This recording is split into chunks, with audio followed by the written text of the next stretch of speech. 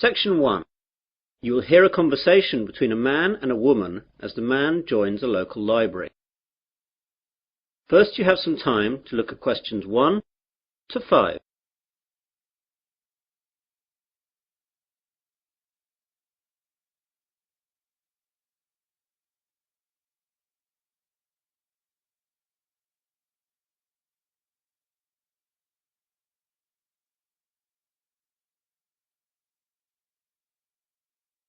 You will see that there is an example. This time only, the conversation relating to this will be played first. Hello, I'm new in the area and I'd like to join the library, please. That's no problem. Let me get an application form. Here we are. Now, all we have to do is fill this in and then I'll get you to sign it and you'll be a member. Great. Now then, what's your full name? Peter Adrian Camden. How do you spell Camden? C-A-M-D-E-N. C-A-M-D-E-N? Yes, that's right.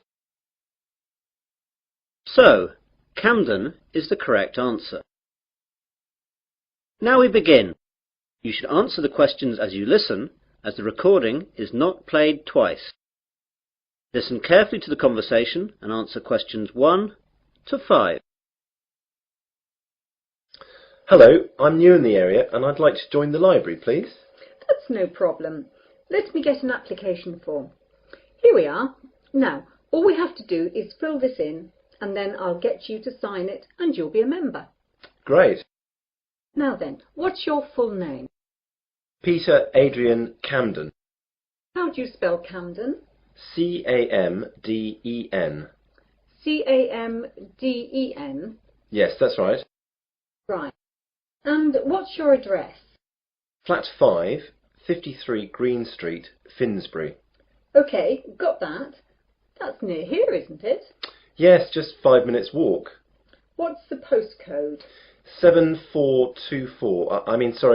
7434. Got that now. Now, can you tell me your date of birth? 8th of July 1976. And what's your telephone number? Well, I don't have a home number, but I've got a mobile. That'll do fine. It's 06634 982 746. Did you get that? Some of it. Can you say it again? The code's 06634 and the number's then 982 746. Right. That's almost it. Now I need some kind of identification to prove where you live.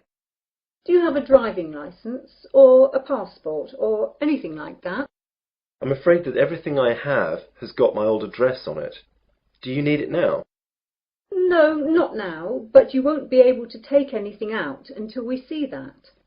Wait a minute. I've got a letter addressed to me here that arrived this morning. Will that do? Oh yes, that's a good idea. That will be fine. Let's look. OK, well that's finished. Before the conversation continues, you have some time to look at questions 6 to 10.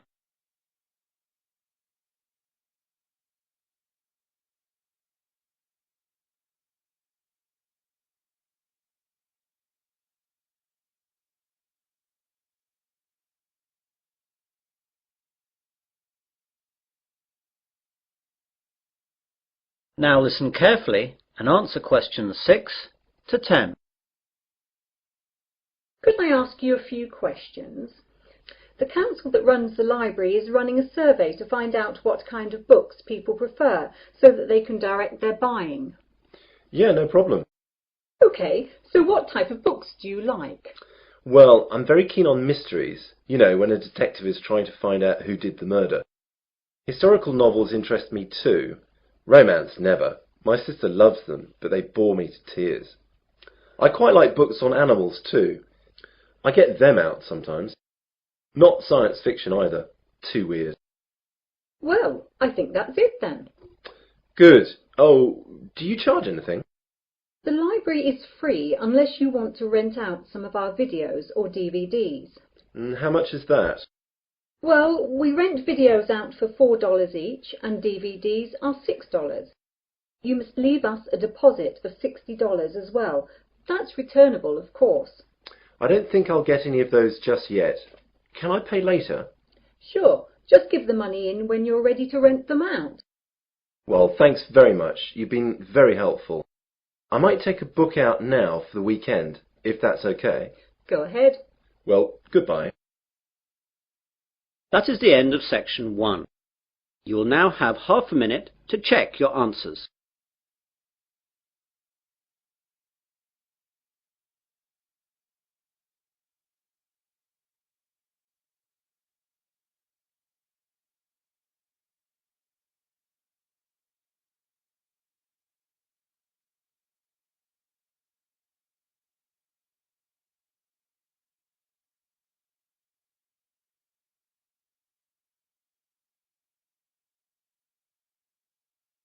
Now turn to section 2.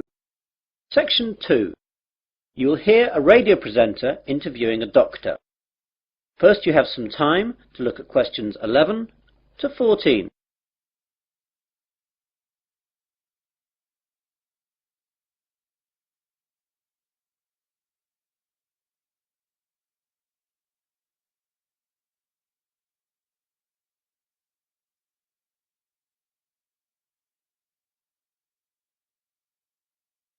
Now listen carefully to the interview and answer questions 11 to 14.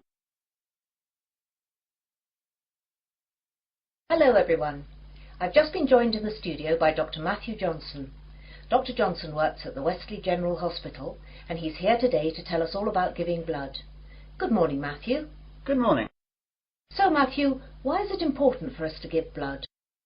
Donating blood is not important. It's actually vital that people do this.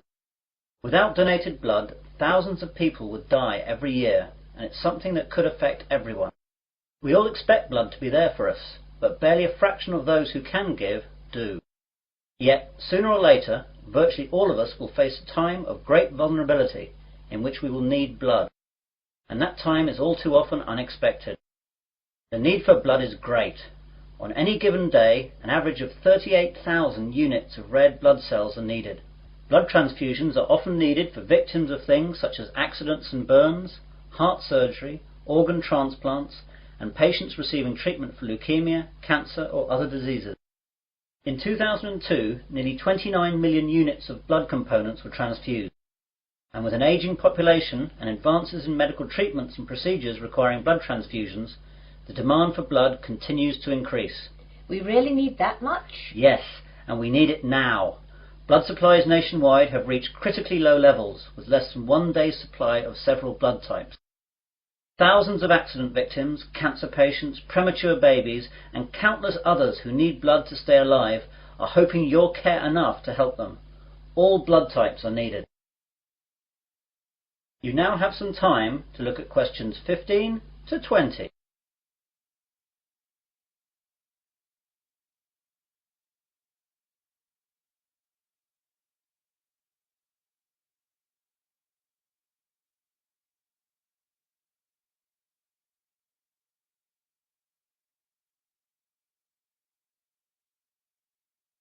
Now listen to the rest of the conversation and answer questions 15 to 20. What are the different types? It's a bit more complicated than that. First we collect the whole blood from donors, and then it's sorted into the different types, which are basically O, A, B or AB, though there are also divisions here. Then the blood is split into its constituent parts. We divide it into 4 basic parts. First there are the red blood cells, then the white blood cells, then things called platelets, and finally plasma. This is shipped off to hospitals where they use the blood parts that the patients need. What are the different parts used for? Well, as I said before, the whole blood is your blood in its natural state, and something we rarely use. It's much more useful to us to have it separated into its component parts. Red blood cells are what everyone associates with blood, i.e. it's red. It's widely used to replace lost blood during surgery or when people hemorrhage. Its main function is to carry oxygen to cells. White blood cells are the most important part of the body's immune system, and they're used for patients whose normal defense systems aren't working properly. Platelets are crucial for making your blood clot, and we need to give them to patients who suffer from illnesses that deplete their natural levels of platelets, or they will bleed to death. Finally, plasma is what carries the other parts of blood around, and needs to be administered with any of the other components. Take away the red blood cells, and this is actually yellow. So that's what blood is all about. Now, you're here in Wesley today to collect blood. Can you tell us where and when we can donate? Of course. We're set up here today, that's Wednesday, and for the next 2 days at Wesley General Hospital at the outpatients department. Come along between 9 a.m. and 4:30 p.m. and we'll be able to deal with you within 1 hour.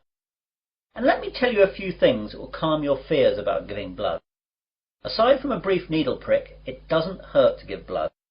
Your body will replace the blood you donate within days of your donation. And finally, you can't catch AIDS, hepatitis, or any other disease by giving blood. And of course, you get a cup of tea and a biscuit afterwards. And can anyone give blood? Almost everyone. Donors must be in generally good health, be at least 17 years of age, weigh no less than 110 pounds, have not received a tattoo within the past year, and not have donated whole blood within the past 56 days. We screen donors with a series of questions before we take the blood, so if you're unsure, come down and we'll let you know. Please come down and see us. Remember, if you can donate 1 pint of blood, this can save up to 3 lives. Well, thanks, Matthew. I, for one, will definitely be going down to Wesley General to donate. That is the end of section 2. You will now have half a minute to check your answers.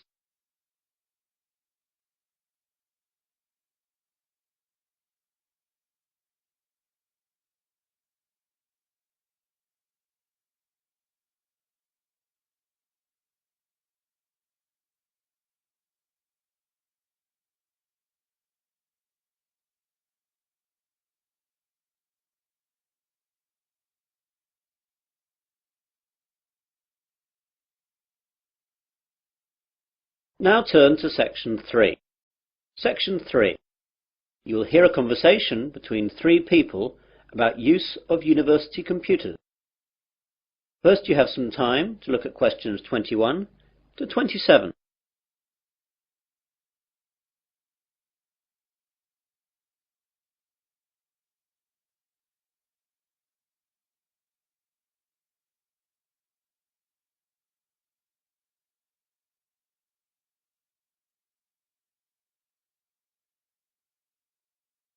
Now listen carefully and answer questions 21 to 27. Hello there, do you work in the computer room? Yes, I do. Can I help you? Well, I'm a first year and I know that I'll need to use the computer room for my work, as I don't have a computer of my own. So I thought I'd get down here and see what I have to do in order to get time on one of the university's computers. Okay, there are 4 computer labs open to undergraduates. The others can only be used by the staff and postgraduates. The names of the 4 labs you can use are Wimborne, Franklin, Salisbury and Court. Wimborne and Court are in this building, the Johnson building. Franklin is in the Computer Sciences building, and Salisbury is in the library. So I can use them whenever I like? Well, you can use them, but not whenever you like. As you can imagine, they're in quite a lot of demand, so you have to reserve your time on a computer. In each of the labs there is a reservation book, and you can reserve your time on a computer in that for 2 hours daily. If a computer is free, though, you can go on it straight away. It's quite straightforward, but be sure to always write your name in the reservation book in pen, or someone can rub it out and put their name in instead. Oh my God, does that really happen? I'm afraid so, and far more often than you would think. When people are stressed about their assignments, they'll do anything to get some time on the computers. Better not try it yourself, though, or you'll be banned from the computers for the rest of the academic year, and your password and username will be taken away. That reminds me, I've got to get a username and password. How do I go about that then? Well, what I'll do is to pass you over to my colleague Jane, as she's in charge of all that. Jane? Yes, Dave? I've got a new student here wanting to find out about usernames and passwords. Can you help him out with that? Yeah, sure. Hi there. Hi. Well, it's a straightforward process. First of all, tell me your name and I'll type it into the system. James Smith. Right, let me do that. You see, all students are automatically given a username and then they just choose a password themselves. OK, so your username is JamesSmith2. That's all small case. That means there must be more than one of you at the university at the moment. Well, what do you want your password to be? I think I'll choose biology, as that's the subject that I'm studying, though my girlfriend Mary will be upset that it's not her name I'm using. Well, that's all done. You can now use any of the 4 undergraduate computer labs. By the way, can I print out stuff at the labs? Yes, you can, but sometimes it's not quick. When you print, it goes into a queue and it'll be left in a tray in Franklin, as that's where all the main printers are. The good bit is that, although last year it cost 3p per page, now it doesn't cost you anything. You now have some time to look at questions 28 to 30.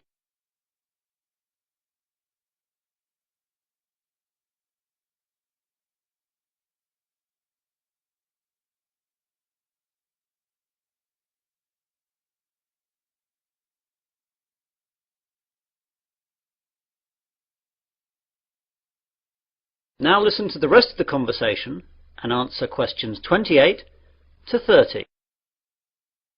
I don't really know much about computing. Is there any training available? Yes, we have introductory courses for all new students. There is beginner, intermediate and advanced. Which would you like to go for? Well, I have done some, but I don't know if I'm up to anything more than beginner. I'd better stick with that. Intermediate could be too tough. Well, your course is in Franklin then. We're in Court now. You know where that is. That's in this building too, isn't it? No, that's Wimborne you're thinking about. Franklin's over in the Computer Sciences building. Anything else? I don't know what time the course starts. Let's have a look then. Advanced starts at 4:30 in the afternoon on Mondays, but yours is the day after at 5 in the afternoon. Are there any other times, as I've got a part-time job then? Yes, you could try Thursday at 2 p.m. How's that? Even worse, as I've a tutorial then. Anything else? No, that's it. I'll have to rearrange work then. I can't miss the tutorial. That is the end of section 3. You will now have half a minute to check your answers.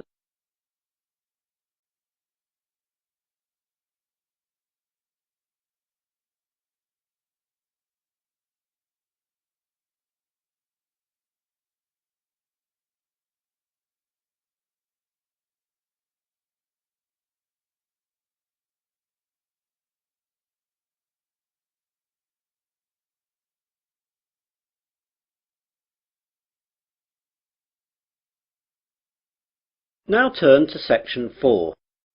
Section 4. You will hear part of a university seminar given by a student.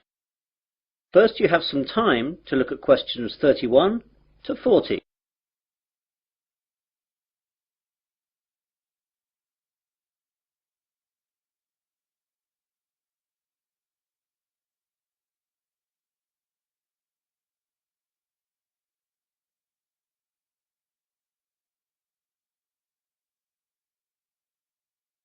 Now listen carefully and answer questions 31 to 40.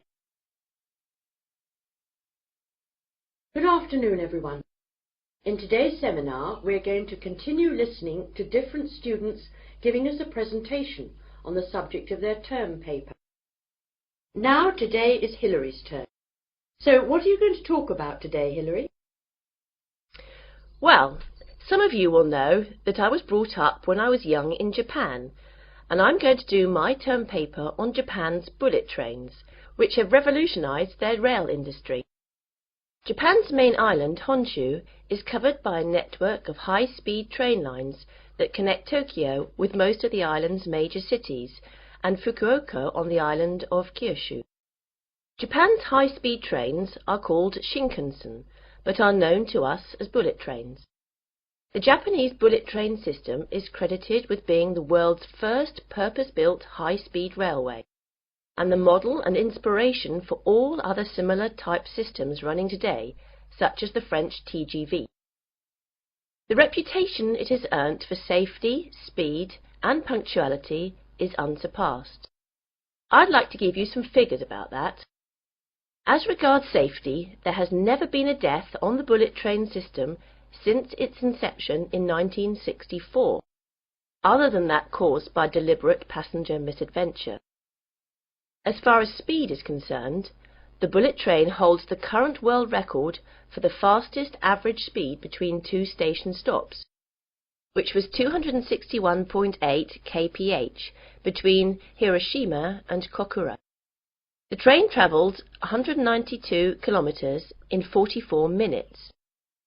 This record is from the 500 series Nozomi trains, running at a maximum speed of 300 kilometres an hour between Shin Osaka and Hakata. I'll talk more about them later. The punctuality puts European train services to shame.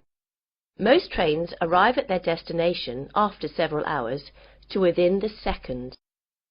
In 1 year, the total time that all bullet trains were late by was 12 seconds. This statistic is hard to believe, but it would be difficult to prove otherwise, and that's what the rail authorities in Japan have told us. Now I'd like to tell you a bit about their history. The first bullet train was introduced in 1964 by Central and West Japan Railways for the Tokyo to Osaka route. Most of these old trains have now been discontinued. There have been several bullet train models since then. The most recent ones have been the 300, 500 and 700 series, and it's the 500 series one that can travel at 300 kph. The bullet trains operating in Japan today are of the three following categories: Nozomi, Hikari and Kodama. The Nozomi trains stop only at the most important stations and reach Osaka from Tokyo in only about 2.5 hours, and it's the most modern of bullet trains that serve as Nozomi. Hikari trains stop a little bit more frequently than Nozomi trains and need roughly 3 hours to reach Osaka from Tokyo. Kodama trains stop at all stations, and they are the local trains among bullet trains. Older models of bullet trains serve as Kodama. I'd like now to talk a little bit about the technology involved in bullet trains. The Shinkansen bullet trains consist of electrically powered cars. That means basically all individual cars are equipped with electric motor driving systems. This is in contrast to locomotive trains, in which the locomotive pulls the passenger coaches.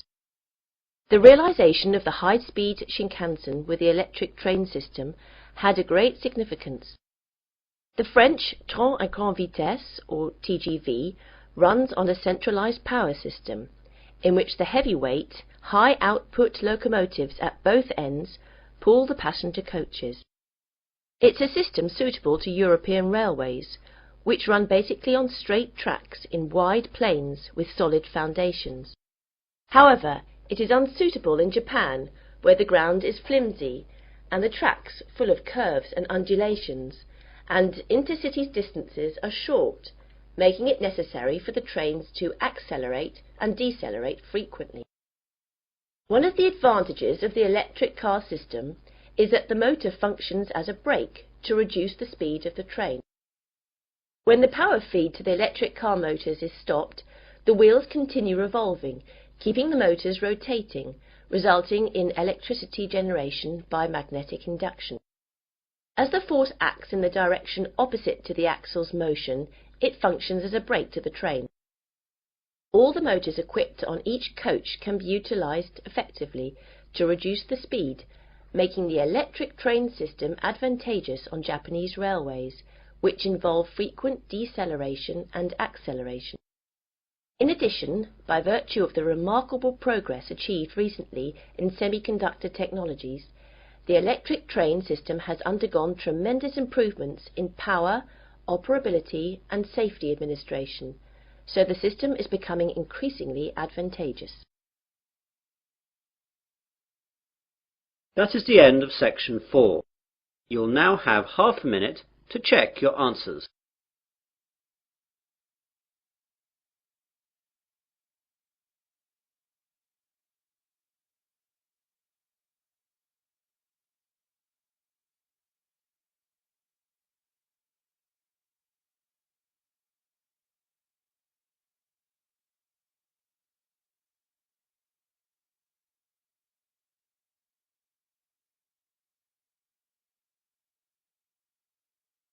That is the end of listening test